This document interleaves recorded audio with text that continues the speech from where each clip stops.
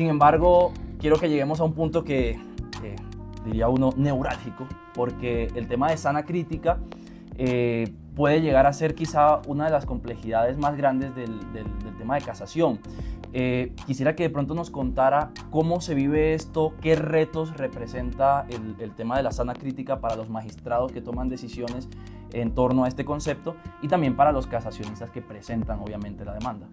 Cuando una persona tiene que administrar justicia, lo primero que debe atender es a algo que la Corte Constitucional ha llamado, o deben llamar como reglas del correcto entendimiento humano. Esas reglas del correcto entendimiento humano no son más que lo que nosotros conocemos como sana crítica, hacia persuasión racional, bueno, etc. Pero simplemente debemos entender eso, son reglas del correcto entendimiento humano. Esa doctrina de la sana crítica pues ha desarrollado unos componentes durante muchísimo tiempo que siguen siendo inmutables.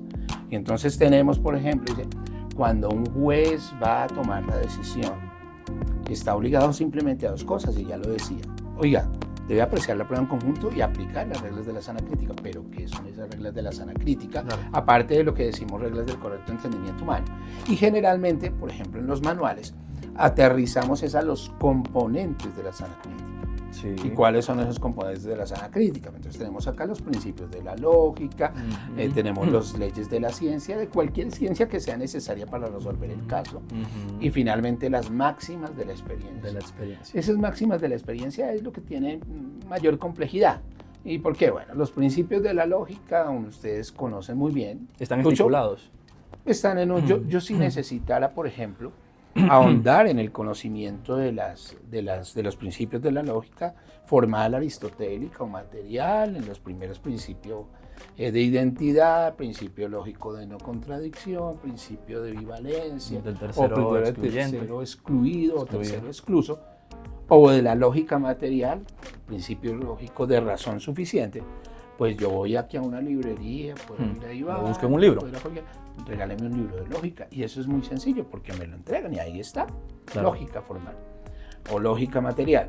Si es de una ciencia cualquiera que se necesite para la solución del caso. Sí. Por ejemplo, puede ser si hay un accidente de tránsito, física. Si estamos hablando de un disparo con arma de fuego, balística. Una falsedad documental, grafología, bueno, qué sé yo. Todas esas ciencias tienen unas reglas específicas a las cuales debe acudir el juez para solucionar el caso, cuando ello sea el caso. ¿Y dónde se buscan esas? Vamos nuevamente a una librería, por favor, regáleme un libro. El problema de esto son las máximas de la experiencia. Porque si yo quisiera un libro de máximas de la experiencia, donde estuvieran señaladas una a una las máximas de la experiencia, primero no habría cómo compendiarlo, digámoslo así. Sí. Entonces no están. Por ahí uno acostumbrábamos cuando estábamos aprendiendo el tema, seguimos siendo yo digo soy un eterno aprendiz y seguramente que sí lo soy. Pero por ejemplo el conocimiento privado del juez, al que acude mucho la Corte Suprema de Justicia, Freystein, y de ahí es donde sacamos aquella fórmula que es necesaria para cuando vamos a construir una máxima de la experiencia. Siempre o casi siempre que A, pues entonces sucede B. ¿Correcto? Pero también hay uno muy reciente, es buenísimo, que es la contribución al estudio de las máximas de la experiencia de Michel Tarufo. Entonces es un caso, un libro fabuloso, una tesis de él escrita en 1967 y que es muy importante, pero de todos modos no están compendiadas, o sea, no hay una regla taxativa, una lista taxativa mejor de cuáles son las máximas de la experiencia, simplemente son unas normas que nacen de la observación diaria de fenómenos cotidianos. Y tocaría sentarse a hablar con los abuelos, con las tías, con los tíos, tomando café. Ese es sentido común, y escuchaba tal vez, no recuerdo quién, pero ahora utilizo más o menos eso para que uno entienda más o menos qué es lo que puede ser de una regla de la experiencia. Y es el caso de la concepción divina de Dios, de Jesucristo. Eso sucedió una vez. Pero si la novia o la esposa viene ahora, le dice, después de un viaje de 10 meses, he quedado, pues voy a concebir un hijo. ¿Un hijo? Entonces, pues uno diría, hombre, acá hay algo en ese raciocinio que escapa del entendimiento natural de las cosas. Sí. Porque pues ciertamente la concepción divina de Jesús, de Cristo Dios. Eso fue una excepción. pero fue una vez. Una excepción. Es más o menos así. Bueno, la corte es muy, digámoslo así, es muy estricta cuando por vía de la causal tercera se plantean errores por falso raciocinio.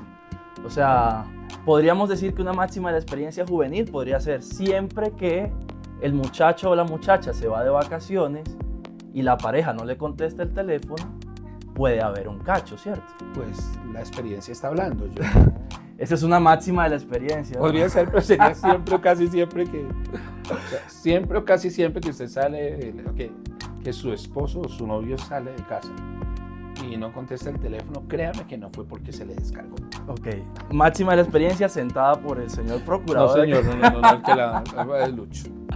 Ay, no. Yo creo que este va a ser el momento de más repeticiones del video. O sea, YouTube nos muestra qué parte fue donde pusieron más atención la audiencia y yo creo que esa va a ser la de mayor rating. Seguramente. Doctor, muchas gracias por hablarnos de casación en este primer cajón.